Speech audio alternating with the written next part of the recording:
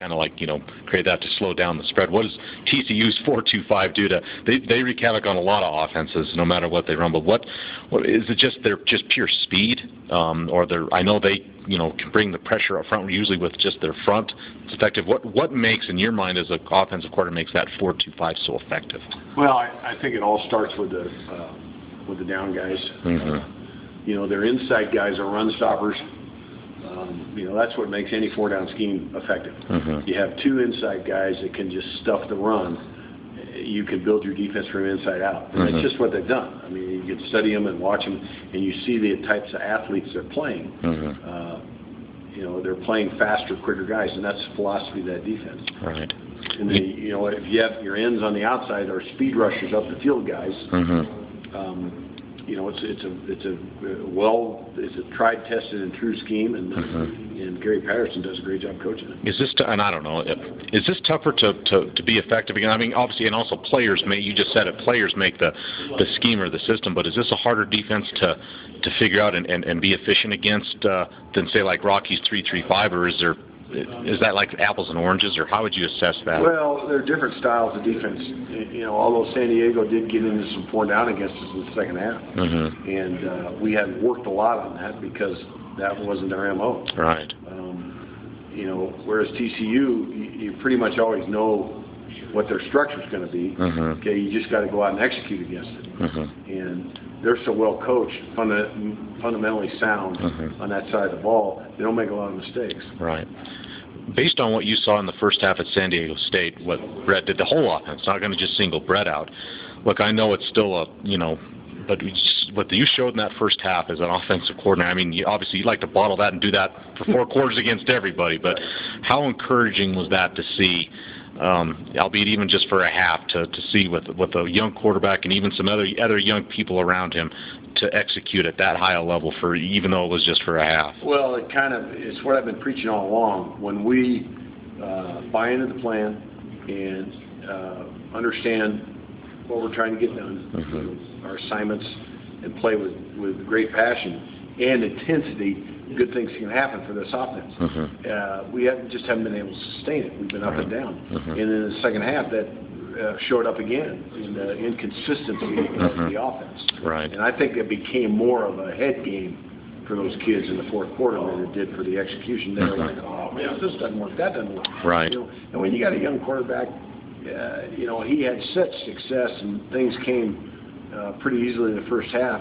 In the second half, I tried to tell them at halftime, I said, guys, this is a good, well-coached football team. They're going to make adjustments. Okay, we've got to approach the, come out of the second half as if it's 0-0. Well, kids say, yeah, right. We're blowing them out, we're killing them. Right. And with a young offense, you just they gotta understand that it's a 4-quarter game. Okay, and those guys are on scholarship too. They're going to step up and respond, especially that team, because they were same record as us, and that game could have gone either way. Sure. And right. We were fortunate enough to win. Right. I know at least a lot of people have asked me this. Said, well, Robert, you're at the game today. Play not to lose offensively in the second half. As a coordinator calling the plays, I mean, obviously what you were calling in the first half was working. I assume when you're a coach, when you see something's working, you're not necessarily going to go with the way. But did the play calling change in the second half, Greg, for you guys? Or how did that? That's a great question. I asked my guys that, and they said, no, Coach, we just didn't execute. And they did some things to take some things away. So those things where you're moving the chains and making the big plays, okay, they became very difficult in the second half. And the first half we got some really big plays. I mean, I think we had our explosives goal. We've got our explosives goal every game so far, and I think we had 12 of them Saturday. Of which I think 9 or 10 occurred in the first half. Wow. And is 12 your goal for each game, or what's your goal for a game on explosives? Well, our game is 1 in every 10 snaps. Okay. So if we get 80 snaps, we want 8. Gotcha. Okay. And we had 84 snaps, and we had 12 explosives, or 11, something like that. So, again, kids step up and make plays. In the second half, those same plays, we overthrew them. Or we got jammed up, or we didn't protect, or they tweaked something in the run game. Now you're sitting there going, man, and that happens every week to week. But when you have everybody on the same page, and you have a veteran team that's been there and seen it, you respond. It doesn't take a whole half to figure it out. You a series or two, and then you're back on track. Right. Okay.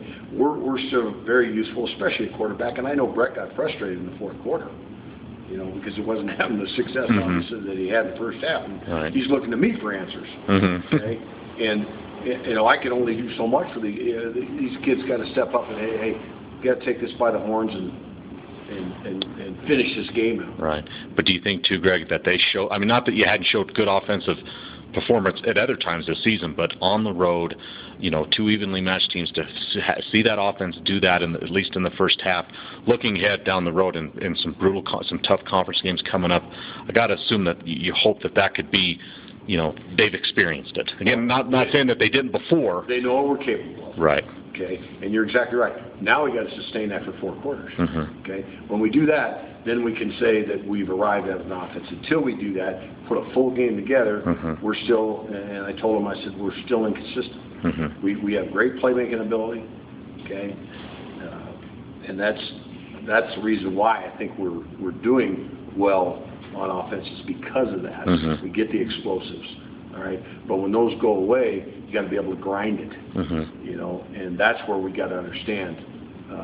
I think that's where we got to get better, just grinding it out. To win a game. What do you think? Will grinding it out be the key against a team like TCU, or when you got explosive, athletic guys? You mentioned the explosives you had against San Diego. Is that kind of fast, athletic, speedy group? I guess is there potential for some explosives against a defense like that?